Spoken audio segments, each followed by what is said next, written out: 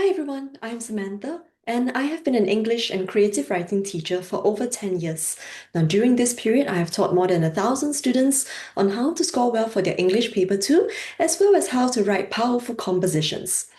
Now, parents, if your kids are not sitting next to you, please invite them to come and join us right now. And students, if you're already there, fantastic. I hope all of you can listen to this video. It will just be a short one, and then pick up techniques on how to write a powerful flashback introduction for your next composition. I also recommend that you get some writing paper, a pen, a pencil, a highlighter if you want to, because we will be covering some important techniques to improve your story writing. All right, let's begin the video. So, in today's video, I'll be talking about why the flashback introduction is a technique that many students actually mess up, and how, of course, we can resolve that problem. So flashback introductions are very versatile, meaning we can use them for all kinds of compo topics. Also, they're easy to plan for. The problem is, however, with the execution. So some students don't do flashback introductions well, and that's why teachers even tell their students, don't use the flashback. It is a weak introduction technique. No, it's not. The technique itself is not the problem. It's about how you write the flashback. Okay, so students, I hope you have your writing paper. Let's begin our lesson for today. Okay? But what exactly is a flashback introduction to begin with? It is a technique that starts the composition in the present day, and then the character finds something or sees something that transports them back to a moment in the past, and that will be the main story of the composition. How do we write a flashback introduction? First, I begin by introducing the character and setting. Secondly, I describe the memory trigger. What did my character find or see that brings them back into that memory? I want to describe my character's reaction next. How do I feel? What's going on through my mind? Yeah? Transition to the flashback, meaning memories of the incident came rushing into my mind. Something like that. And of course, at the final bit of your composition, we need to snap back to reality. Perhaps your mom calls for you and then you are brought back to the present moment. Okay, so the whole thing will constitute the flashback introduction technique.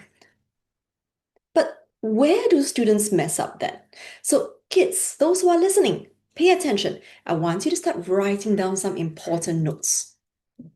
On the left, write, a flashback intro is weak if it uses a cliched memory trigger. Secondly, it lacks descriptive phrases. Thirdly, it includes spoilers. Now, I'll explain what all of these mean later, but for now, let's take a look at the comparison. A flashback introduction is strong if it uses a unique memory trigger, includes descriptive phrases, and thirdly, has no spoilers. Okay, let's explain. What exactly are the cliched memory triggers? Now, students, I would not be surprised if you have read a flashback introduction like this, or maybe even written one using a photograph, a trophy or a medal, or maybe even a diary entry. The problem is teachers have been reading about these flashback memory triggers many hundreds of times. Is it still interesting? No. Secondly, never forget to describe the character's reaction. All right, so you want to show how seeing this object made me feel. So many times students will forget to describe the character's feelings, actions, and thoughts. And finally, spoiler alert, you don't want to reveal the whole story for the teacher, because the flashback introduction is actually what we call a curiosity hook, meaning I want to grab the teacher's attention. I want to keep them in suspense. I want to make them wonder, this is interesting. I wonder what's going on. But if you review the whole story, there's nothing else to wonder about. So what should you do instead? Easy. We're going to reverse all the three mistakes. Firstly, no photographs, no trophies, no diary entries. We're going to use a different memory trigger. I'll show you examples later on. Secondly, remember to describe the characters, feelings, actions, And thoughts, even better, use show phrases. Don't just say, I felt scared or I was worried. We want to describe how that situation or that object made me feel. For example, a chill ran down my spine, right? That's going to be a much more powerful phrase than just, I felt scared. And of course, no spoilers, keep that curiosity going. So let's take a look at some examples of how we can apply these three techniques to improve weak flashback introductions. Students, feel free to take screenshots, take photos. All of the examples that I'm sharing today are free for you to use in your next composition. Okay? Let's take a look at this one. I was wiping my shelves last week when I saw an old trophy in the corner. I picked it up and wiped it clean. It was from my first swimming competition. The memories of the events from 2 years ago began playing in my mind. Why is this weak? You may have noticed. Trigger! It's a cliched one, right? It's a trophy. Secondly, there are no descriptive phrases. I only said an old trophy. I picked it up, wiped it clean, but how did I feel? What was going on through my mind? Nothing. Okay, let's take a look at a better flashback introduction now. Susie, you got this! I yelled. My sister shot me a grin and strapped on her goggles. It was the day of her swim meet, meaning swimming competition, and I was there to cheer her on. I took my seat and scanned the bleachers. What a familiar sight! Nostalgia wrapped around me as I found myself drifting into a memory. 2 years ago, it had not been Susie, but me getting ready to conquer the pool. So do you notice that we have changed the entire trigger? I'm not using the typical trophy. No, I am using the entire situation, the entire event. Being there at the stadium, watching the people line up along the side of the pool, listening to people, my friends and families cheer the athletes on. I am using the entire event to lead the reader back into the memory. Now, this is a much more unique trigger. Secondly, I describe how my character felt. What a familiar sight, nostalgia wrapped around me. Okay? Let's look at another example. It's a very common storyline for P3 and P4 students, so you may have even read it or written one before. That afternoon, I was looking for a pen when I found my diary. I opened it and saw the entry I had written about getting lost at Jurong Point Mall. Thankfully, a good Samaritan helped me. A shudder rippled down my spine as I recalled that incident. It all started like this. Ooh, what do we see? Trigger is a cliched one, a diary entry. Secondly, spoiler alert, you're telling the teacher what happened even before you've written the story. We are resolving the problem right away. Is the teacher still going to be worried? What's going to happen to this kid? No, because the teacher knows exactly how the predicament was resolved. That's a huge spoiler. We do not want to give that. Okay? I do want to point out, however, that this is a good phrase. A shudder rippled down my spine. That's good. I am bringing in the show phrases to describe how I felt when I realized, what was that trigger about, and I remembered that horrible incident. So that's good. But there are still two other problems we need to fix. Let's look at a better example now, shall we? Students, once again, if you would like to take screenshots, you can take a photo of this weak example. Just remind yourself, this is the weak one, okay? This is not the better one. We're going to look at the better one now. I was window shopping at the mall when a chime filled the air. Attention shoppers, a woman announced. A lost child has been found. Will the parents? Okay, so notice that we have changed the trigger completely. A shudder rippled down my spine as I imagined how terrified the kid must be feeling. Memories of how I had raced around Jurong Point Mall in tears filled my mind. That horrible ordeal started like this. This is much better now, isn't it? Because number one, we are using a unique trigger, and number two, no spoilers.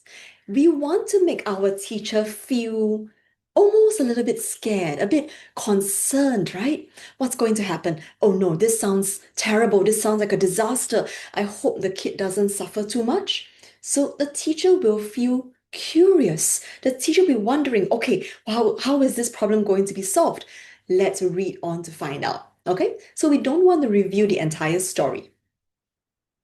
Let's put everything we have learned to the test now. So I'm going to show you a weak example of a flashback. I was scrolling through my social media feed when I came across a news report about an accident along the expressway. It reminded me of the time I got hit by a car. It had been raining heavily. A driver did not see me and collided into me. Memories of my accidents 3 years ago began playing like a horror movie. Okay, students, I invite all of you to pause the video now. Can you spot the two problems with this flashback? Okay, so remember what we have covered. Number one, cliche triggers. Number two, lacking descriptions of the trigger and my reaction. Number three, spoiler alert. Do you see which two mistakes are being made here? Jot down your ideas. And whenever you're ready, okay, let's continue on with this lesson. So, did you catch these two? The trigger itself is a pretty unique one, right? Because I'm talking about seeing a report on my Instagram or TikTok, so that one is fine. The problem is the other two. So, how do we resolve these problems then? Show phrases. And I don't want to give a spoiler. So instead of describing the accident, right, how I got hit by a car, let's keep the teacher in suspense instead. Describe my fear, describe what went on through my mind. Same as earlier, pause the video. It's time to jot down ideas. But before you do, here are some clues. I'm sure you know some good phrases such as, I broke out in something something, or maybe my legs turned to. So think of phrases that describe how the character is scared. Okay? Let's move on to see a better version of this story now. I was scrolling through my social media feed when I came across a news report about an accident along the expressway. My face drained of color, goosebumps tingled along my arms. Panic screams and the screeching of tires echoed loudly in my mind. Before I could suppress them, memories of my accident 3 years ago began playing like a horror movie. Notice the descriptions of my fear now? So I hope some of you caught on to the hints I was giving you earlier. So if you manage to think of, broke out in cold sweat. Nicely done. My legs turned to jelly. Also great. So these are also good phrases you can use for a story like this. Okay? I also want to point out that besides describing my fear, I can drop some hints of the accident. In that moment, what did you hear? Screams. Who was screaming? No idea. The screeching of tires. So it could be the car that was coming, zooming towards me. The driver slammed on the brakes. So I heard the screeching of tires. But do you notice that I did not say anything else? I did not mention how I was hit by the car. I did not describe how badly I was injured. No.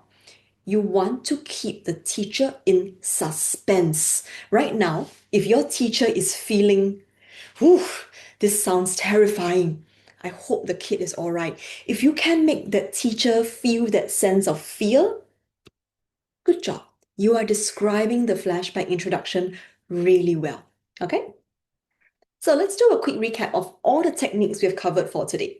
In order to write a powerful flashback introduction, remember, no cliched memory triggers, no photographs, no trophies, no diary entries. Secondly, always use descriptive show phrases, not just I felt scared, but how about a chill ran down my spine, my face turned as white as paper. No spoilers. You want to keep the teacher in suspense. Do not reveal how the problem was resolved, all right? Now, If all of you enjoyed today's lesson and you would like to learn more from myself, once again, I'm Miss Samantha, and you can sign up for our English and creative writing classes. Just contact our admin below at the WhatsApp number for more details. I look forward to seeing you in my next class. Bye bye.